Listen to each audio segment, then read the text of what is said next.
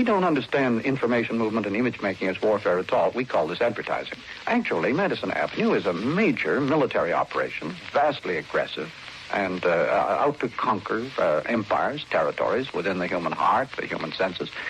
It is a huge military operation of empire building and icon making.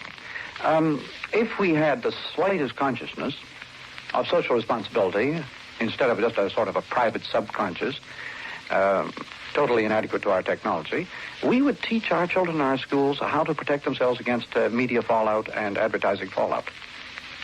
It's simply fantastic, the unconsciousness of our Western world with regard to the forces that we release upon it. And the little areas in which we permit ourselves any consciousness or responsibility are minute compared to the real areas of impact. Advertising is a vast military operation intended to, openly and brashly intended to conquer the human spirit. The critics of advertising miss the bus entirely by complaining about false claims. Nothing could be more or less important than the false claims in advertising. It is the total icon-making activity that matters.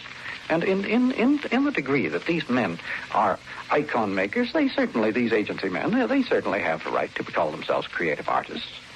Whether they perform a good, benign social function is open to question, but as creators of tremendous effects, they are artists.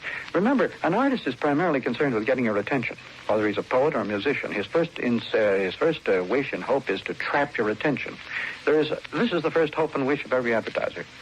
He is an artist certainly to that extent.